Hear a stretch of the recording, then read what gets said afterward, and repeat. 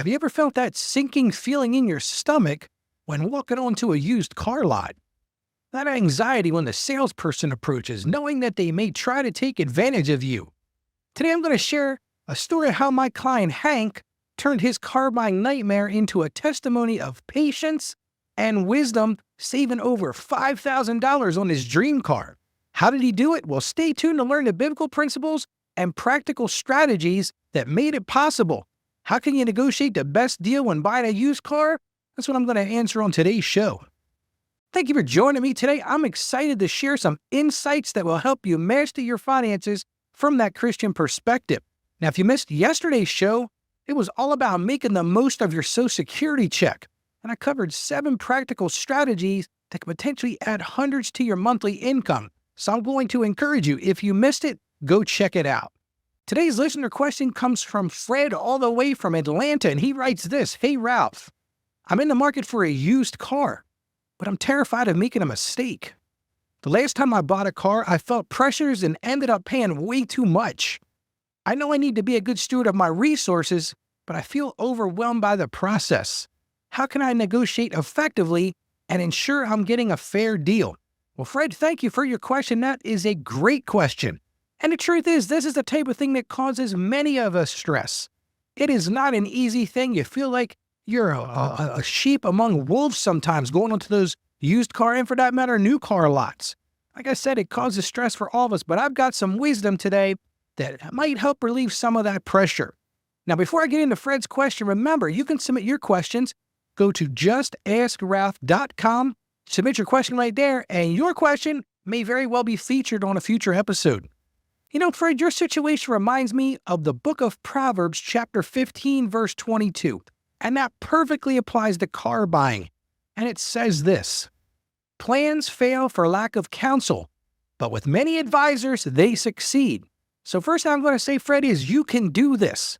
Let's get to some practical wisdom because I want to see you succeed, and I can give you some advice and counsel just like Proverbs calls for. Well, let me tell you about my client, Hank. Because, Fred, Hank is the epitome of what you're talking about. Hank came to me a couple of years ago. He was an overwhelmed father, and he needed a reliable car for his family. Now, Hank shared with me, he said, "Ralph, in the past, I felt like I was taken advantage of at the car lot. When he went and bought that used car, he hit him with high payments, and he had negative equity. When he went to trade it in, it was a disaster." And he shared with me, Ralph, he said, "I really didn't know what to look for. I didn't know the questions to ask." He came into me for some financial counseling, and one of the things we were talking about, I'm not a used car salesman by any stretch. We were talking about his finances. And he said, "Ralph, I'm really working to master my finances, and I'm trying to be a good steward, but I also want to make sure I'm getting a good deal." So as with anything, I started with Hank. I said, "Well, let's pray about it, Hank." And we sat and we asked for God's guidance. And we realized that this was a money decision that we needed to both align with his values and his purpose. One of the things that Hank and I talked about was understanding God's patience and God's timing. So we came up with some practical steps, and I want to share those with you today. First thing we did, we applied what I call the 10% rule as a pricing guideline. You might say, "Ralph, what in the world are you talking about?" Well, here's what I'm talking about. In my humble view, your payment for a car should be no more than 10% of your monthly income. So if you make $3,000 a month, your car payment should be no more than $300 a month. And I said to Hank, I said, that is a great place to start. So let's start there because that's going to give you a budget before you even go out to start looking at cars. You'll have an idea of what models you can look at, what years you can look at. And then that moved us right into the second thing. And I encouraged Hank, I said, research these different cars using multiple resources. And there are a ton of them out there. One of those is Kelley Blue Book. There's Edmunds. There's the NADA guide. And then there's also Carfax reports. And we'll talk a little bit about that later. So that's what I said. Let's start with looking at that budget. We decided no more than 10% of his monthly income. And then we started doing some research about the multiple cars that are out there on the lot. Now, here's the key to the whole thing. I said this to Hank. I said, before you even step foot on one of these car dealers' lots, get in touch with your credit union and get a pre-approval. Go to the credit union and say, listen, I need to get a new or used car. In Hank's case, he was buying a used car. and say to them, here's what I want to spend, and get them to give you that pre-approval. That way, by the time you reach the car lot, the financing isn't a part of that at all, because that's where the dealers like to play some games. So that's number 3. Get that pre-approval so that when you go to the lot, you're not worried about the finance side of that. And here's another thing we talked about. I told him we needed to have a comprehensive inspection checklist. Again, I'm not a mechanic, but I'm going to discuss later in this show, after talking to a few mechanics and doing some research online, just what things you should look for. So let's get into specifics. So Hank went out to the lot. He found this car he wanted. And on this car, there was a sticker price of $22,000. And Hank said, Ralph, I really like this car. But he said, I just feel like it's a little overpriced. So what did he do? He went back to those market research sites. He looked, and what he found was that the maximum value on any of those sites was around $18,500. So I said to Hank, I said, listen, if you're going to go there to the car lot, the first thing you need to do is stay calm, because they're going to put those high-pressure tactics on you. If any of you have ever been on those used car lots, man, that's what those folks are good at doing. And the other thing I said to Hank, I said, you got to be willing to walk away if you need to. So what did Hank do? He went and looked at this car, and the dealer was giving him the 9 to, going this way and that way, and it came at $22,000, and he didn't want to budge on it. So what did Hank do? He walked away. He didn't show any emotion. Now, the truth is, Hank really did want that car. He thought it was perfect for his family, but he was willing to walk away because he was using that God's timing approach. He knew he didn't want to pay more than $18,500 for the car because that's what the market said it should sell for. And at $22,000, that was way over the value. So he walked away. Well, I guess Hank said to me a couple days later, he said, the dealer called back and said, Hank, are you still interested in the car? And Hank said, yeah, I would like to take a look at the car again. That would be great. Again, he didn't show a ton of emotion. And the dealer said, well, if you would do $18,500, we could do that. And I thought this was clever. Hank said, yeah, well, I've looked at some other things. And, one of the things I noticed on that car is that the tires looked a little bit warm. So you know what Hank was doing? He scored a setting a trap. He was playing the dealer against himself. And he says, so, maybe I'm going to continue looking. I like the fact that you came down to $18,500, but I'm really worried about those tires. Well, guess what happened next? The dealer said, well, let me talk to my sales manager. I'll give you a call right back. Hank said, it wasn't 2 minutes, Ralph. Dealer calls back. The sales guy calls back, and he says, guess what? Hank, I got great news. We're going to take the $18,500, and I talked to my boss, and we're going to put new tires on the whole car. What a wonderful outcome from that. And see, think about it. Hank used patience. He used research. He didn't let them play games with him. He got the price that was a fair value. He even got tires thrown in as a bonus. So he achieved significant savings through that patience and that understanding and that knowledge. So let's think about what the lessons learned were. For Hank, success came from combining practical knowledge with spiritual wisdom. He had the practical knowledge. He knew what the car was worth. He knew what to look for in the car. And I'm going to talk about all those things in a few minutes. But he also used that spiritual wisdom. He used that patience and he used that preparation. He talked with counselors. Now, in his particular case, he talked to me, but his other counselors were those online sites where it showed you to value the car. And all of those things led to a better outcome. Because like Hank said to me, he said, Ralph, I was able to stand firm in my convictions and still get the deal I was looking for. So you've been asking, hey, Ralph, what's your process? Here's my process. And here's the things, like I said, I did some online research. I talked to a couple of clients and mechanics, and here's the things they told me. So here's what to look for during a test drive. Now, before you even start the test drive, when you're at the car lot looking at it, check the vehicle history report. Visually inspect the car for any signs of damage. Go up to the dealer and say, listen, I kind of like this car. It's a cool looking car. It suits my purpose, what I'm looking for. Can you give me a Carfax report on the car? And what I have found is now this is on the used car side. New car, there's no reason to do that. But on the used car side, what I have found in my own life when I've been working with my children to buy new cars or used cars for that matter, is most of the dealers are going to give you that Carfax report. And if they don't, walk away, because the truth of the matter is you want to know what the history was on this car. You weren't there from when it was born to when it was landed on the lot. So you want to understand what's going on. I mean, you can look at it and you can see a lot of visual things. We'll talk a little bit about those things in a moment.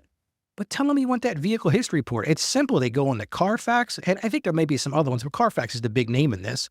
They put the VIN number in and it gives you a report. Now, here's the thing I'm going to tell you. Look at that report and make sure that report matches up with the VIN number, and also look at the date of that report. Because I have seen circumstances where they got an old Carfax report, but then something happened between then and when the sales date was. So get that Carfax report and visually inspect the car for any signs of damage. Now, here's the things you're going to look for. When it comes to the doors, open and close all the doors. Check to see if there's any loose hinges. Look for any frame damage. Look for rippled or ripped moldings.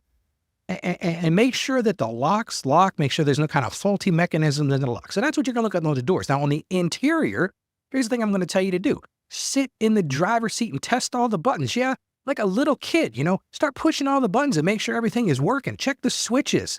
Make sure all the features you're expecting are going to work. Check the headlights. If you're there on the car lot with somebody else, have them stand outside. Check the turn signals. Check the headlights. Check the rear lights. Check those turn signals. Check the windshield washers or the windshield wipers. Check the washers too. Check the radio. Check the power windows. Make sure they go up and down. Do all the things they're supposed to do. So those are the things you're looking for on the interior. Now, when it comes to steering, again, I am not a mechanic. Turn the steering wheel fully in both directions to check for unusual sounds or resistance. If it feels weird, there could be something wrong with the power steering from what I understand. Make sure it's not making any weird sounds or clicking sounds, or make sure it's not hard to pull one side or the other.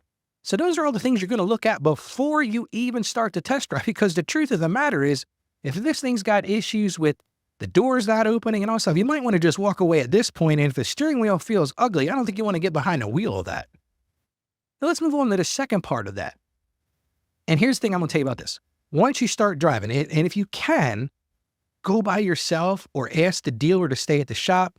Maybe they've got other things they can handle. If you bring somebody with you, that's fine. But if they will let you go by yourself, that's a great thing to do. And you'll want to start by just moving it around the parking lot. Make sure the brakes are working right. But then go do some highway driving. Once you do some highway driving, I say take it to a parking lot and take your time. Listen, the dealer can wait. There's no high pressure. You're the one setting the pace for this. If that dealer says, I've got something to do in 30 minutes, okay, well, maybe you don't want to sell this car, dude. I'll go find somewhere else. So you really need to understand it. You set the tone in all of this. So while you're out on that test drive, and like I said, if you can do it by yourself or bring somebody along that's not the dealer or the salesperson, that's a great idea. So when it comes to the engine performance, listen for unusual noises. Most of us who have been driving for any time, we kind of have an idea of what it'll sound like. So turn that radio down, turn the heat, the air conditioning off, and really listen for unusual noises like rattling or clicking or whining. Those are usually signs that there's something going on. Second thing you want to check, and I'm going to encourage you to check this before you leave the parking lot of the dealership, check to make sure those brakes are working. Make sure they're responsive when you press the pedal. Make sure there's no pulling or vibration or any kind of unusual noises. I know I had a car that the brakes started to fail on, and I think it's called when it cuts into the rotors or something like that. And you can hear like a screeching sound in that. So if you're hearing that, that's a red flag. When I'm talking about driving, steering, ensure the steering wheel doesn't vibrate or pull to one side while you're driving down the road. See if it stays straight. Now, there's a crest to the road, so it might tend to go to the right a little bit, but make sure it doesn't vibrate or pull to one side. Another thing you should be looking for while you're driving is that transmission. Make sure it's got a smooth shifting. Make sure it doesn't have any unusual noise. If it's jerking when it's going from one gear to other, that's usually a sign that there's a transmission problem. You also want to look at the electrical features. Like I said, test all the lights, check the stereo, check the power windows if it has it. Now, I think most cars have those. Check the locks and any other electrical components. Make sure they work and check all the lights, check the rear lights. Like I said, all of those things. And then what you want to do is when I said pull into that parking lot away from the dealership, and again, take a look at the car's interior, take a look at its exterior, look in the trunk, look under the hood, look for any damage, wear, tear, or rust. Now you might say, Ralph, listen, that all sounds good. I can do those things, but man, I don't really know what I'm looking for. So here are some common issues that mechanics say you should look at when you're looking at used cars. One of the big things, worn brake pads. So you want to check for squeaking or grinding noises when braking. Think about it. Most of the time, these car dealers are either getting these cars from the auction, so they may have never driven them, maybe a couple yards or a half a mile to put them on their lot, or maybe they came in on a trade. Well, the thing is, the dealers don't want to put a lot of money into this used car. They're trying to maximize their return on it. So one of the things they might do is not do that brake job. So check for that squeaking or that grinding or the noises when braking. Another thing, look at that transmission again. Look for slipping gears. This is a very common thing with used cars. Again, if it makes any unusual noises, look and see if there's a puddle. That's one of the reasons I say to go to a parking lot. Park it for a few minutes and then pull up a few feet and then go look and see, is there anything on the ground underneath of you? While you're doing that test drive, again, this is one of those things that are very common with used cars, and that's engine overheating. So if you're seeing steam or smoke come from the hood, listen, that's not the car to buy. Also, take a feel of the hood. Make sure there's no heat spots or maybe there's any unusual smells. That's another one. Now, that one you have to be kind of careful with. One of my mechanic friends told me it could be that they replace some things and they might have a little burn-off period. So that might be just a question you ask the dealer. Another thing to look for when you're looking at used cars are battery issues. If the car takes a long time to start, it could be the sign of a bad battery. Again, the dealer doesn't want to spend a lot of money to get this car ready for resale. Look for rust or corrosion. A crust on the car would be a bad thing too, but look for rust and corrosion. Inspect the undercarriage. Now listen, I'm not telling you to put this thing up on a lift. Now, if you know somebody could do that, some of the things I didn't say here, but if you have a friend who's a mechanic, who you could say to him, listen, could I zip over and could you put this thing up on a lift and take a look at it? Hey, if you can do that, that's great. But if you can't, just take a look around it. Look at the undercarriage. It's not a great thing. Big guys like us, I don't want to crawl under a car, but it probably makes sense to do it. Or you can buy one of those mirrors that you can extend out to look underneath of it. But look for the undercarriage. See if there's any rust or any signs that there's problems underneath of there. Another common thing with used cars are electric system problems. One of the big things that's expensive to do is if there's faulty wiring, like if you're seeing all kinds of weird malfunctioning lights or electrical components aren't working, that could be a sign that there are some electrical system problems. And here, you're doing all this because if you identify any issues during the test drive or during that inspection, you can use them as leverage. You can use them to negotiate a lower price or even request repairs before finalizing the deal, just like Hank did. Hank played a little game of cat and mouse, if you will, because Hank knew that those tires weren't terrible, but within the next 6 months to a year, he'd have to replace those. So he understood the cost of those repairs. You also need to understand state inspection rules where you are. Make sure that all the things on that car, if they're not going to fix them, are going to pass inspection, because one of the things you don't want to do is you go to get this thing titled and it can't pass your state inspection. That's a terrible scenario. And on a lot of used cars, they don't give you much of a warranty. And again, this is what Hank learned. You got to be willing to walk away. It is so easy to get emotionally invested. You can picture yourself behind the wheel, driving down the road. This is the vehicle you really want to have. But you got to kind of play the role of an actor here. You don't want to be too eager. You don't want to be too interested. Now, I'm going to get some action steps in a few minutes, but first let me ask you this. It's a very blunt question. Has the Ask Ralph show transformed your money mindset? If it has, I'm going to ask you to do me a favor and take 30 seconds to help others. I want you to share this show with other people. You can do it as simply by sending a text that says AskRalph.com to your friends and family who maybe they need financial guides. Maybe they're thinking about buying a used car or buying a car, or one of their kids needs to buy a car. Just send them a text and say, hey, Ralph did this show. Just go to AskRalph.com.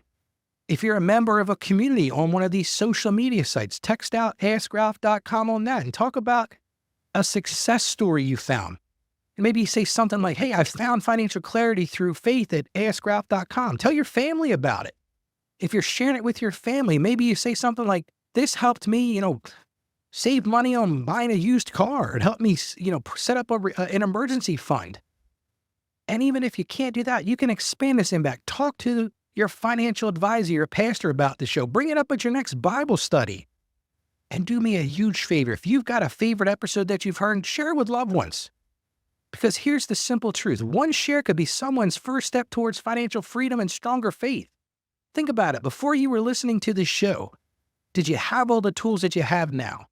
And if you didn't, if you found those here, it's time to make a difference. So share AskRalph.com. Simple. Just share AskRalph.com. Well, now I'm going to give you those action steps I promised.